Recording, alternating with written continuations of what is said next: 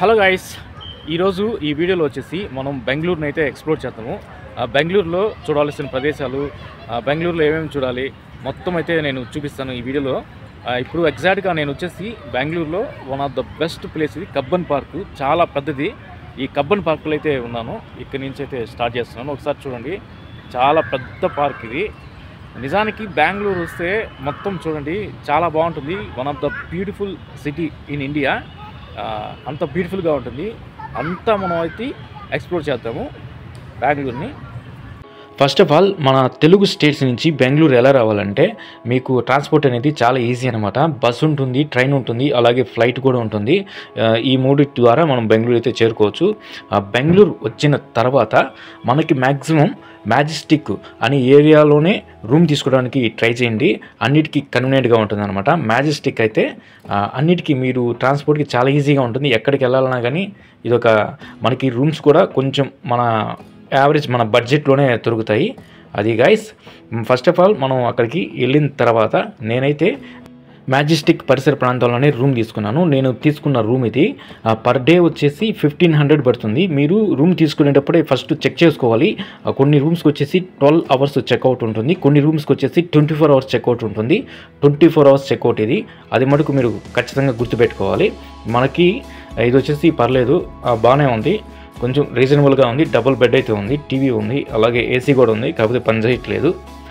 First of all ఇక్కడికి room తీసుకుని బాగా ఫ్రెష్ అయిపోయిన తర్వాత మనం ఏం చేయాలంటే, నేను వచ్చేసి ఇప్పుడు బన్నార్ఘట్ట నేషనల్ పార్క్ అయితే వెళ్దాం అనుకుంటున్నాను. ఇక్కడ నుంచి మన మ్యాజెస్టిక్ నుంచి 20 కిలోమీటర్ల దూరంలో ఉంది.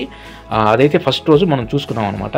ఇది వచ్చేసి బన్నార్ఘట్ట నేషనల్ పార్కు బస్ స్టాండ్. ఇది మ్యాజెస్టిక్ నుంచి బస్సులో అయితే 25 రూపాయలు ఛార్జ్ చేస్తారు. అలాగే మీరు ఓలా ఈ క్యాబులు బుక్ చేసుకోవాలంటే కొంచెం ఎక్స్ట్రా ఉంటుంది. ఆటో అయితే ఓలా ఆటో అయితే 400 రూపాయలు ఛార్జ్ చేస్తారు. ఇది ఈ బన్నార్ఘట్ట నేషనల్ పార్క్ ఆపోజిట్లోనే మనకి జూలాజికల్ పార్క్ అయితే ఉంటుంది. చాలా బ్యూటిఫుల్గా ఉంటుంది, బాగుంటుంది. అది కూడా ఒకసారి మనం చూద్దాము. అక్కడే నేను ఎర్లీ మార్నింగ్ చేరుకున్నాను కాబట్టి ఈ జూ పార్కు పరిసర ప్రాంతాల్లోనే టిఫిన్ అయితే తీసుకున్నాను. టీ కాస్ట్ వచ్చేసి 20 రూపీస్ ఉంది. అలాగే టిఫిన్ కూడా కొంచెం ఎక్స్పెన్సివ్గానే ఉంటుంది. చూడండి గైస్, పర్లేదు. ఈ చుట్టుపక్కలలోనే మనకి అన్ని హోటల్స్ ఉంటాయి. ఎంట్రీ టికెట్ వచ్చేసి పర్ హెడ్ 100 రూపీస్ అయితే ఛార్జ్ చేస్తారు.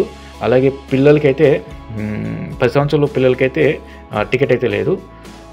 ఒకసారి చూడండి, ఇది బన్నార్ఘట్ట జూలాజికల్ పార్క్ ఎంట్రన్స్లో అయితే మనం ఉన్నాము. చాలా బ్యూటిఫుల్గా ఉంది. ఇక్కడ మనకి ఏది కావాలని అయితే తీసుకోవచ్చు. అంగళ్ళన్నీ ఉన్నాయి. టీ, కాఫీ, టిఫిన్ ఏది కావాలని తీసుకోవచ్చు. ఇది వచ్చేసి టికెట్ కౌంటర్. ఇక్కడ టికెట్ కౌంటర్ తీసుకొని మనం లోపలికి అయితే వెళ్ళాలి. ఇక్కడే సఫారీ ఉంది. అలాగే ఇవి ఉన్నాయి కదా సీతాకోకల చిలుకలు, బటర్ఫ్లై పార్కు, ఇది కూడా ఉంది. ఇది కూడా మనం చూద్దాము. ఫస్ట్ ఆఫ్ ఆల్ మనం లోపలికి అయితే వెళ్తున్నాము. టికెట్ తీసుకొని ఏదైతే మనం ఎంట్రన్స్ అయిపోయామో వాళ్ళు చెకింగ్ చేస్తారు. చెకింగ్ చేసిన తర్వాత మనం లోపల మొత్తం చూసుకున్నాం. తర్వాత పక్కనే మనకి సీతాకోకల చిలుకల పార్క్ కూడా ఉంది. అది కూడా ఒకసారి చూద్దాం, దాన్ని కూడా చూపిస్తాను. చూడండి గైస్, ఈ పార్క్ అయితే పర్లేదు. ఎర్లీ మార్నింగే మనం వచ్చేసాం కాబట్టి ఇది వచ్చేసి మనం ఒక విషయం గుర్తుపెట్టుకోవాలి. మార్నింగ్ 9:30 నుంచి ఈవినింగ్ 5 వరకు మాత్రమే ఈ పార్క్ ఓపెన్లో ఉంటుంది. ఆ తర్వాత వస్తే మనకి ఉండదు. ఇక్కడ మనం చూస్తే ఈ జిబ్రాలే కదా, జిబ్రాలు అయితే ప్రశాంతంగా ఉన్నాయి. వీటికైతే మనం ఫీడింగ్ ఏ ఎనిమల్కి మనం ఫీడింగ్ చేయకూడదు. అవే వాళ్ళే ఈ స్టాఫే మెయింటెనెన్స్ చేస్తుంటారు అనమాట. చూడండి, చాలా బ్యూటిఫుల్గా అయితే ఉన్నాయి. కొంచెం ముందుకు వెళ్తే వీటిని ఏమంటారా, జిరాఫీ కదా, జిరాఫీలు అయితే 2 జిరాఫీలు ఉన్నాయి ఈ సెక్షన్లో. ఇవి కూడా వీటి నెక్ అనేది చాలా లాంగ్గా ఉంటుంది. మనం ఎనిమల్ ప్లానెట్ డిస్కవరీ ఛానల్లో చూడడమే కాదు, అప్పుడప్పుడు రియల్గా మనం వచ్చి చూస్తే ఆ మూమెంటే వేరే విధంగా ఉంటుంది. చాలా బ్యూటిఫుల్ అట్మాస్ఫియరు, చాలా ప్రశాంతమైన వాతావరణం. మార్నింగే మనం వచ్చాం కాబట్టి కొంచెం జనాభా క్రౌడ్ చాలా తక్కువ మంది ఉన్నారు. అలాగే సండే హాలిడేస్ అప్పుడు వస్తే మనకు క్రౌడ్ అనేది చాలా ఎక్కువగా ఉంటున్నారు. ఒకసారి చూడండి, ఇక్కడ మనం ఎటు చూసినా కానీ ఈ పార్కు మెయింటెనెన్స్ అనేది చాలా నీట్గా ఉంటుంది, చాలా క్లీన్గా కూడా ఉంటుంది. అలాగే మనకు వచ్చేసి ప్లాస్టిక్ బాటిల్స్ అనేవి, ఈ ప్లాస్టిక్ కవర్స్ అనేవి నాట్ అలౌడ్. అది మనం వచ్చేటప్పుడు గమనించుకోవాలి. లోపల తీసుకెళ్ళాలంటే వీళ్ళు ప్లాస్టిక్ని అలౌడ్ చేయరు. ఇది గాయస్. ఇప్పుడు వచ్చేసి మనం ఒక పులిని చూస్తున్నాము. డైరెక్ట్గా పులిని చూస్తుంటే అదొక రకమైన ఎక్స్పీరియన్స్ అనమాట. చూడండి, దగ్గరగా చూస్తుంటే మనం ఇప్పటివరకు చూడలేదు కదా, కొంచెం ఎప్పుడు చూడని వాళ్ళు ఒకసారి వచ్చి చూస్తే మనకు నిజానికి చాలా బ్యూటిఫుల్ మూమెంట్ ఇది. చాలా ఖచ్చితంగా బాగా ఎంజాయ్ చేస్తారు, బాగా నచ్చుతారు. మనకి అడవిలో ఉన్న అన్ని జంతువుల్ని మనం ఈ పార్కులో చూడవచ్చు. ఇలాంటి పార్కులు ఉన్నాయి, కొన్ని ఉన్నాయి కాబట్టి ఇది కొంచెం స్పెషాలిటీ అనమాట. ఇక్కడ ఏనుగులు కూడా ఉన్నాయి, అలాగే ఇందాక హిప్పోపోటమస్, అన్నీ మనం ఏది కావాలన్నా కానీ అన్ని జంతువుల్ని మనం దగ్గరగా చూడొచ్చు. ఆ దగ్గరగా చూసే ఉన్న ఫీలింగ్ అయితే మనకు కలుగుతుంది. చూడండి గైస్, ఇక్కడ వచ్చేసి చాలా రకాల పక్షులు, సీతాకోక చిలుకలు, వీటి జాతులు ఉంటాయి కదా, వీటి జాతుల్లో అన్ని రకాలైతే ఉంటాయి.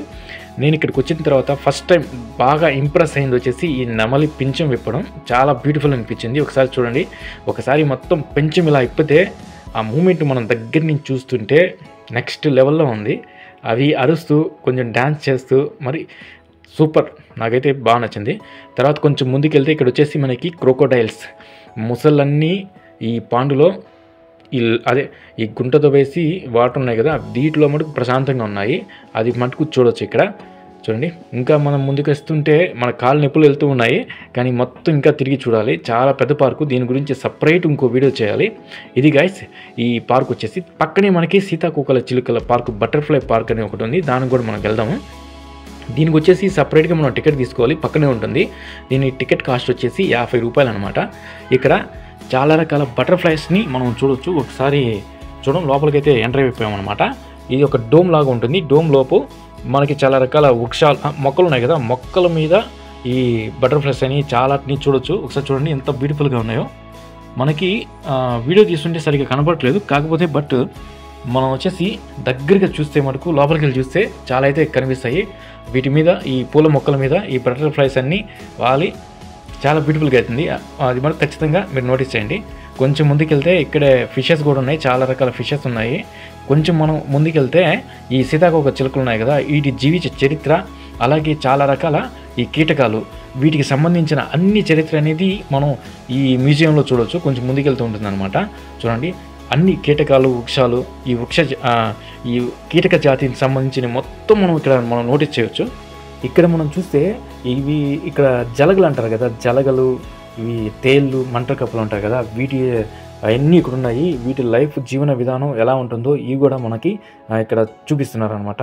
ఇవి స్టార్టింగ్ నుంచి పుట్టినప్పుడు కానీ చనిపోయిన వరకు వీటి జీవన విధానం మొత్తం ఇక్కడ చూడవచ్చు. ఇక్కడ వాటర్ కూడా పెట్టున్నారు వాటికి. కొంచెం అది అయిపోయిన తర్వాత మనం బయటకు వస్తే ఇక్కడ వచ్చేసి కిడ్స్ ఆడుకోవడానికి పార్క్ మాదిరి ఉంది, చాలా బ్యూటిఫుల్గా ఉంది. ఇది కూడా పిల్లలు సరదాగా ఇక్కడ ఎంజాయ్ చేస్తున్నారనమాట. ఇది గైస్ మనం చూపించింది వచ్చేసి జూలాజికల్ పార్క్ చూపించాం, అలాగే బటర్ఫ్లై పార్క్ చూపించాం. మీరు వచ్చేసి ఈ సఫారీకి వెళ్ళాలంటే అది కూడా వెళ్ళొచ్చు. నేను సఫారీకి అయితే వెళ్ళలేదు, దాని కాస్ట్ వచ్చేసి 700 రూపాయలు అనమాట సఫారీ. తర్వాత మంది అయిపోయిన తర్వాత మనం రిటర్న్ మన రూమ్కి అయితే వెళ్ళిపోతున్నాం. అలాగే ఈ బనర్ఘట్ట బస్ స్టాండ్కి అయితే మనం వచ్చేసి బస్ ఎక్కేసి మనం మ్యాజెస్టిక్ మనం రూమ్ తీసుకున్నాం కదా, అక్కడికైతే వెళ్ళిపోతున్నాం అనమాట. చూడండి, ఆల్మోస్ట్ మనం వెళ్ళిపోయాము.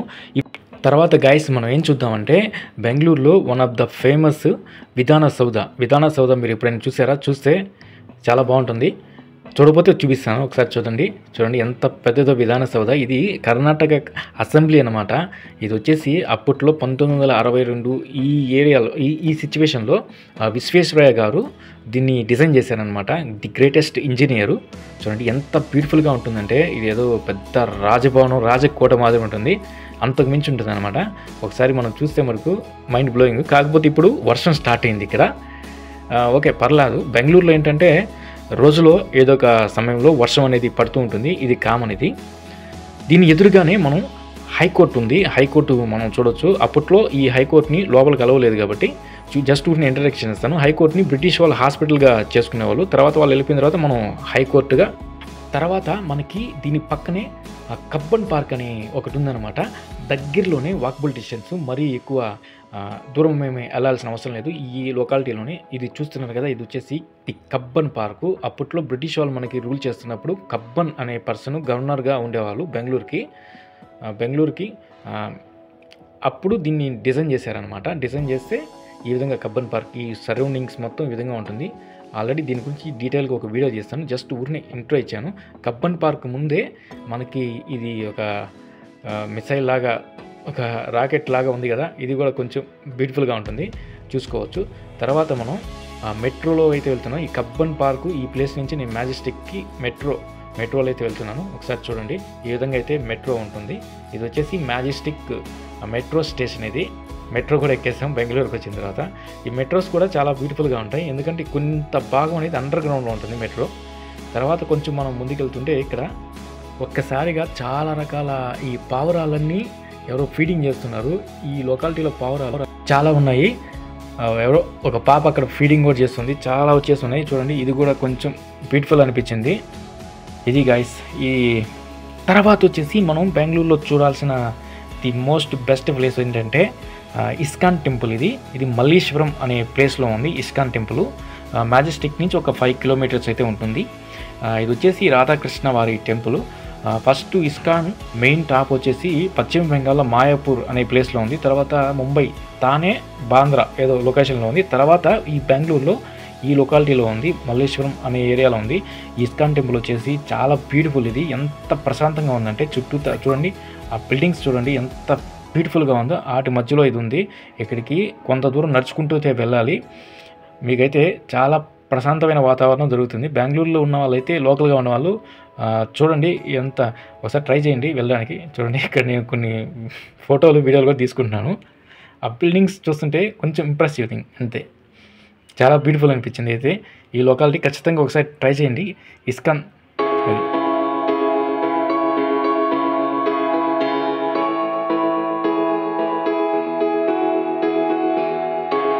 ఇస్కాన్ టెంపుల్ వచ్చిన తర్వాత మనం వచ్చేసి ఎక్కడికి వెళ్తున్నామంటే తర్వాత వచ్చేసి టిప్పు సుల్తాన్ సమ్మర్ ప్యాలెస్ అనమాట. అక్కడికి వెళ్తున్నాము. ఇక్కడి నుంచి ఒక 7 కిలోమీటర్స్ అయితే ఉండొచ్చు ఎగ్జాక్ట్గా. చూస్తున్నారు గైస్, ఇది టిప్పు సుల్తాన్ సమ్మర్ ప్యాలెస్. దీని ఎంట్రీ టికెట్ వచ్చేసి 50 రూపీస్ అయితే ఛార్జ్ చేస్తున్నారు. ఒకసారి చూడండి లోపల కూడా స్టార్టింగే మనకి greenery, left side right side greenery, ఒక గార్డెన్ లాగా మెయింటైన్ చేస్తున్నారు. ఇది కూడా చాలా బ్యూటిఫుల్గా అయితే ఉంది. దీని చరిత్ర వచ్చేసి అప్పట్లో టిప్పు సుల్తాన్ దీని స్పెషాలిటీ ఏంటంటే మొత్తం దీన్ని టేకుతో నిర్మించారు. చూడండి ఆ పిల్లర్స్ కూడా టేకుతోనే నిర్మించారు, ఏమీ కాంక్రీట్ అనేది యూజ్ చేయలేదు. ఇది 1760-70 ఈ సీజన్లో నిర్మించినట్టుగా వీళ్ళు చెప్తున్నారు. ఇక్కడ మొత్తం టేకే. దీన్ని స్టార్ట్ చేసినప్పుడు ఈ టేక్ వచ్చేసి 2 సంవత్సరాలు కావేరీ నదిలో ఉంచి తర్వాత పర్ఫెక్ట్ అని తెలిస్తేనే అప్పుడు ఈ టేక్ను అనేది దీనికి యూజ్ చేశారంట. ఇక్కడ వాళ్ళు స్థానికులు చెప్తున్నారు. ఇది ఒకసారి చూడండి సమ్మర్ ప్యాలెస్ పర్లేదు, చాలా బ్యూటిఫుల్గా ఉంది. అప్పుడు చేసిన కన్స్ట్రక్షన్ అనేది ఇంకా ఇప్పటికీ చాలా స్ట్రాంగ్గా ఉందంటే చూడండి మన ఇంజనీరింగ్ విధానం ఏ విధంగా ఉండింది ఆ రోజుల్లోనే. ఇప్పుడు కట్టిన బిల్డింగ్లు ఇప్పుడే పోతున్నాయి చూడండి, చాలా బ్యూటిఫుల్గా ఉంది. ఒకసారి మీరు బెంగళూరుకి వస్తే దీనైతే టిప్పు సుల్తాన్ సమ్మర్ ప్యాలెస్ అయితే విజిట్ చేయండి. మనం పైన కూడా దీనికి 2 ఫ్లోర్లు ఉన్నాయి, అది కూడా ఒకసారి చూద్దాము.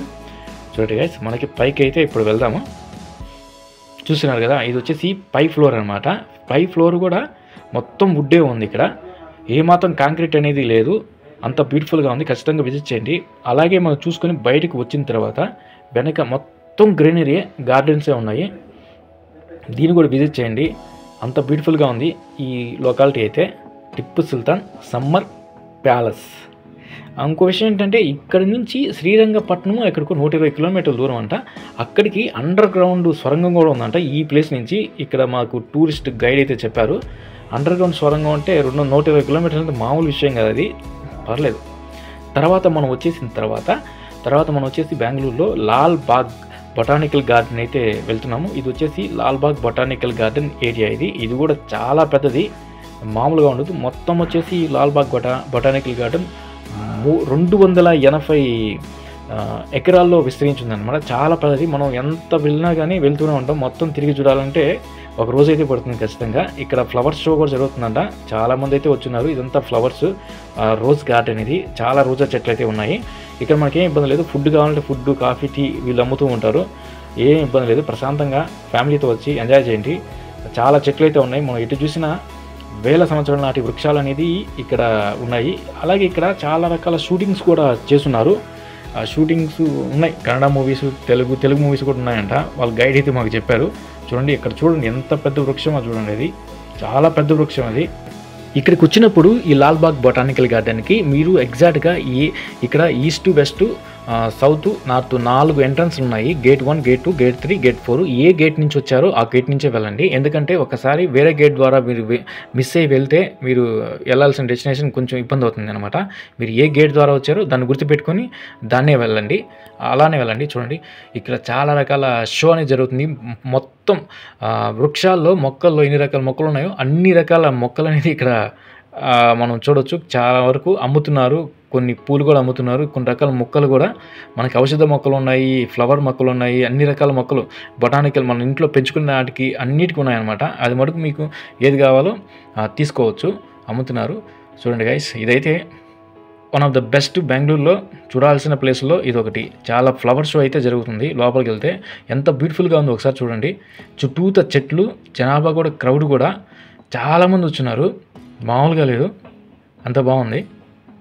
చూడండి ఎంత బ్యూటిఫుల్ అనిపిస్తుందో ఈ ఫ్లవర్ షో అనేది. అలాగే ట్రీస్ ఎట్టి చూసినా మనకి గ్రీనరీ తప్ప మనకి ఏం కనపడట్లేదు, అంత బ్యూటిఫుల్గా ఉంది. ఇక్కడైతే మనకి చూడండి కొన్ని రకాల బంతి పూలు ఉన్నాయి. అబ్బా ఏముంది చూడండి.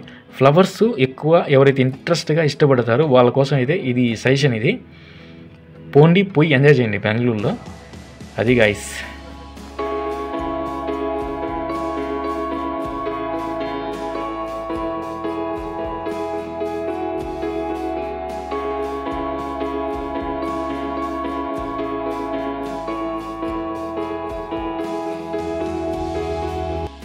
తర్వాత ఇది చూసుకున్న తర్వాత మనకి పక్కనే ఈ లాల్బాగ్ ఏరియాలోనే ఏదో హోటల్ కామత్ ఉంది. కామత్లో మనకి లంచ్ బ్రేక్ అయితే ఇక్కడ చేస్తున్నాము, పర్లేదు. ఇక్కడ వచ్చేసి ఒక మీల్ చెప్పాను, అలాగే ఒక దోశ కూడా చెప్పాను.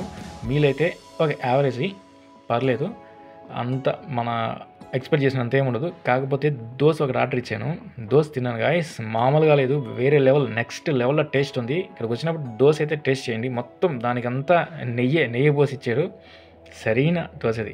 తర్వాత మనం వస్తుంటే ఈ ఏరియాని గుర్తుపెట్టుకోండి గైస్, ఇది వచ్చేసి జేసీ రోడ్ అని పిలుస్తారనమాట. ఇది మనకి ఈ రోడ్డు స్పెషాలిటీ ఏంటంటే బెంగళూరులో వెహికల్కి సంబంధించిన, ట్రాన్స్పోర్ట్కి సంబంధించిన 2 వీలర్ కాడి నుంచి 10 వీలర్ వరకు ఏ వస్తువు కానీ ఇక్కడ దొరుకుతుంది అనమాట. ప్రతి వస్తువు మనకి ఇక్కడ దొరుకుతుంది. జేసీ రోడ్ అని పిలుస్తారంట దీన్ని. అది ఏ వస్తువైనా దొరుకుతుంది. అలాగే కొంచెం తర్వాత మనకి సిటీ మొత్తం చూడాలంటే ఒక రోజైతే బెంగళూరుని మొత్తం మనం ఎక్స్ప్లోర్ చేయాలంటే ఒక రోజు అయితే సరిపోదు, 2 రోజులు అయితే సరిపోదు, కనీసం కరెక్ట్గా ఒక వారం రోజులు తిరగాలి. ఎందుకంటే ట్రాఫిక్ అనేది విపరీతమైన ట్రాఫిక్, ఎటు పోయినా కానీ వెహికల్ మటుకు ట్రాఫిక్లో ఆపేస్తారు. తర్వాత మనం వచ్చేసి విశ్వేశ్వరయ్య మ్యూజియం దగ్గరికి అయితే వెళ్తున్నాము, కొంచెం దగ్గరలో ఉంది. చూడండి గైస్ ఎంత బ్యూటిఫుల్గా ఉందో. మనకి బిల్డింగ్లు ఒకటే కట్టడం కాదు, గ్రీనరీ కూడా మెయింటైన్ చేయాలి. అది పర్ఫెక్ట్ ఎగ్జాంపుల్ వచ్చేసి బెంగళూరు. ఎన్ని బిల్డింగ్స్ ఉంటాయో అన్ని గ్రీనరీ, కానీ మిగతా మన సిటీస్లో అయితే అసలు ఏమాత్రం గ్రీనరీ మీద ఏమాత్రం ఫోకస్ చేయరు. ఇప్పుడు వచ్చేసి మనం విశ్వేశ్వరయ్య మ్యూజియం అయితే వచ్చేస్తున్నాం. చూడండి ముందే అక్కడ ఫ్లైట్ ఉంది. ఈ విశ్వేశ్వరయ్య మ్యూజియం టికెట్ వచ్చేసి 90 రూపాయలు పర్ హెడ్. దీంట్లో ఏంటి స్పెషాలిటీ అంటే లోపలికి వెళ్తుంటారు, చూద్దాము. మీరు ఎవరైతే engineering student, especially mechanical student అయితే ఖచ్చితంగా దీన్ని వచ్చి చూడండి, అంత బ్యూటిఫుల్గా ఉంటుంది. ఎందుకంటే మనకి మొట్టమొదటి ఇంజిన్ కానీ మొట్టమొదటి తయారు చేసిన ఇంజిన్ స్టీమ్ ఇంజిన్ ఉంది, అన్ని వాటి నమూనా మోడల్స్ మొత్తం ఇక్కడ మనం చూడవచ్చు, అంత బాగుంటుంది. స్టార్టింగే మనకు ఒక డైనోసార్ కూడా ఉంది, అది కదులుతూ ఉన్నట్టు, అది కూడా ఒక రకమైన రోబోటిక్ లాగా అనమాట. చూడండి మనకి రైట్ బ్రదర్స్ తయారు చేసిన మొట్టమొదటి ఎయిర్ప్లేన్ మోడల్ కూడా ఇక్కడ ఉంది, అది కూడా మనం చూడవచ్చు. ఇంజనీరింగ్కి సంబంధించిన అన్నీ ఉంటాయి. ఖచ్చితంగా మెకానికల్ స్టూడెంట్ అయితే ఒక్కసారి విజిట్ చేయండి. మీరు స్టన్నింగ్ అంతే. ఒక గేర్ ఎలా పనిచేస్తుంది, బ్రేక్లు ఎలా పనిచేస్తాయి, ఒక వెహికల్ ఎలా పనిచేస్తుంది, దాని ఇంజిన్ ఏ విధంగా ఉంటుంది, మొత్తం మనం ఈ విశ్వేశ్వరయ్య మ్యూజియంలో చూడవచ్చు. అంత బాగుంటుంది. మనం పెట్టిన 90 రూపాయలకి వర్త్ ఇది. ఖచ్చితంగా ఇంప్రెస్ అవుతాం. కానీ ఇంట్రెస్ట్ లేని వాళ్ళు మనం ఏం చేయలేము. చూడండి ఒక క్లచ్ ఏ విధంగా ఉంటుంది, బ్రేరు, స్టీరింగు మొత్తం ఎలా వర్క్ అవుతుంది అనేది మొత్తం ఇక్కడ చూసుకోవచ్చు. అంత బాగుంటుంది ఇది.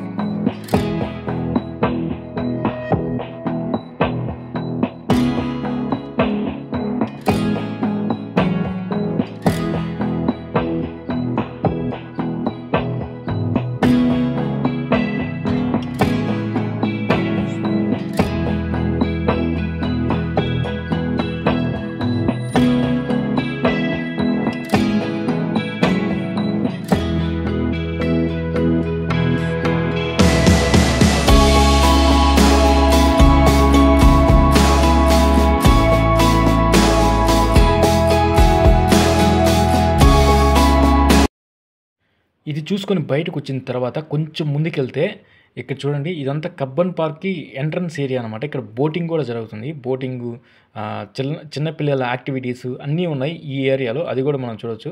మీకు ఇంకో విషయం ఏంటంటే విజయ్ మాల్యా గారు తెలుసు కదా! విజయ్ మాల్యా గారి యూబీ టవర్స్, కింగ్‌ఫిషర్ టవర్స్ గూడా ఇక్కడే ఉండేది.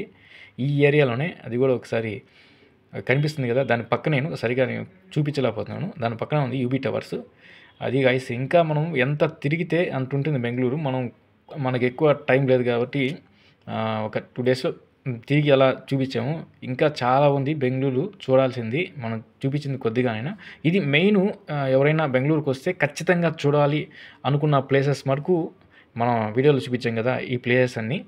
ఓకే గైస్ ఇది వీడియో నచ్చిందనుకుంటాను.